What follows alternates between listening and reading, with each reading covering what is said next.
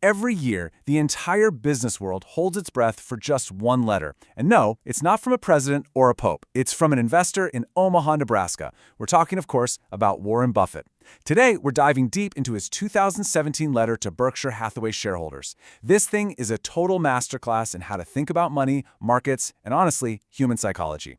Let's get right into it.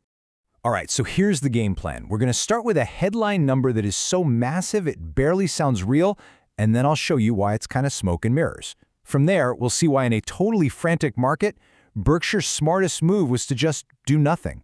We'll find their hidden growth engines, witness the epic conclusion of a 10-year bet that pretty much embarrassed all of Wall Street, and then we'll boil it all down to one golden rule you can use for your own thinking.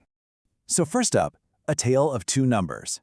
The market saw this one huge flashy figure, but the real story, the one that actually matters, was hiding just beneath the surface. Okay, so here's the big number for 2017. Berkshire Hathaway's net worth grew by an absolutely mind-boggling $65.3 billion. I mean, that's a figure so large it's kind of hard to even wrap your head around. But what's fascinating is as soon as Buffett announced it, he basically told everyone, whoa, hold on, you got to look closer. And Buffett himself points out the problem right away. He writes, and I quote, "A large portion of our gain did not come from anything we accomplished at Berkshire." I mean, what a stunning thing for a CEO to say. So, if the gain didn't come from them, where on earth did it come from? Well, here are the two numbers that tell the real story. Of that $65 billion gain, only $36 billion of it came from Berkshire's actual, business operations. That other $29 billion? That was a one-time windfall from a rewrite of the U.S. tax code. It was just a paper gain, not an operational one. And believe me, that distinction is everything. Buffett then uses this exact moment to issue a major warning about a new accounting rule. Basically, this rule forces companies to include their paper gains and losses from stocks in their net income. He says this is going to create wild and capricious swings that make the bottom line number for anyone trying to analyze a company pretty much useless. And this leads us to one of Buffett's core ideas. There are two ways to look at a business. The official bottom line number, that's what he calls a voting machine. It's fickle. It just reflects the market's mood of the day. He wants us to use a weighing machine instead, focusing only on the real underlying earning power of the business itself, because that's where you find the true long-term value. Now, this focus on real value over paper gains perfectly explains our next section, why Berkshire sat still. In a year where everybody was out there chasing deals, why was Berkshire's biggest move? Well, to do nothing at all. The reason was pretty simple. The market environment was just crazy. Buffett calls 2017 a purchasing frenzy. Because debt was so extraordinarily cheap, buyers were willing to pay absolute record high prices for even so-so businesses. For a value investor like him, it was like walking through a minefield. I mean, just look at Berkshire's timeless checklist for buying a company. It's so simple but so powerful. And in 2017, it was basically a brick wall. They found plenty of companies that met those first 4 points, but that last one, the most important one, a sensible purchase price, it was just impossible to find. Buffett also talks about the intense pressure on CEOs to always be making deals. Investment bankers, they can smell those huge fees, so they'll always whip up some rosy spreadsheet to justify a purchase. His advice on this is simple and absolutely brilliant. Don't ask the barber whether you need a haircut.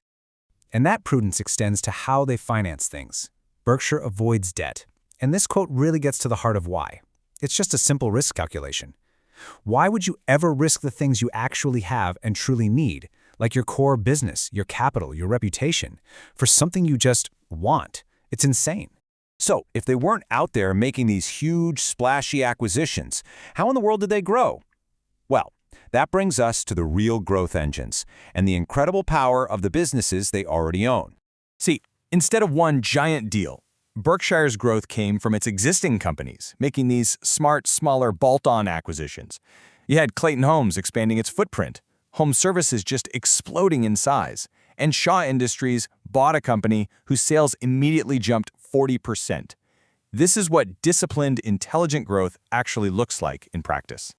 All right, next up, we have a story that perfectly, and I mean perfectly, encapsulates the entire Berkshire philosophy. It's called a 10-year bet. So here was the question Buffett posed all the way back in 2007. He made a bet. He wagered that a group of 5 funds of funds which represented the so-called best and brightest hedge fund managers out there, would not beat a simple unmanaged S&P 500 index fund over 10 years. A decade later, the results were in, and they were stunning. The so-called smart money, these elite hedge funds with all their complex strategies and high fees, they delivered a measly 2.2% per year. And the boring, do-nothing index fund, it compounded at 8.5% annually. It wasn't just a win for Buffett, it was an absolute blowout, a total demolition. So what's the big lesson here for the average investor? Buffett puts it pretty bluntly. Those high fees charged by Wall Street helpers are a massive, relentless drag on your returns. As he says, performance comes and goes, fees never falter. For most people, the simplest path is actually the best one. But Buffett is always quick to point out that even the best investments are a brutal ride. Just look at this. 4 separate times, Berkshire's own stock got violently cut down, once by nearly 60%. This is his ironclad argument against borrowing money to invest. Because when these terrifying and, believe me, inevitable drops happen, debt is a guillotine. But for those who are not in debt and for those who can stay rational, these moments of pure panic are also moments of extraordinary opportunity. It's like that famous Rudyard Kipling line, "If you can keep your head when all about you are losing theirs, yours is the earth and everything that's in it." And that brings us to our final section, your golden nugget. Seriously, if you remember only one single thing from this entire letter, please make it this. It all comes down to this single powerful idea. This is the golden nugget. In the short run, the market is just a voting machine, right? It's a chaotic popularity contest. But over the long run, it becomes a weighing machine, and it inevitably recognizes the true substance and value of a great business. Your job as an investor is actually pretty simple. Ignore the votes and focus on the weight.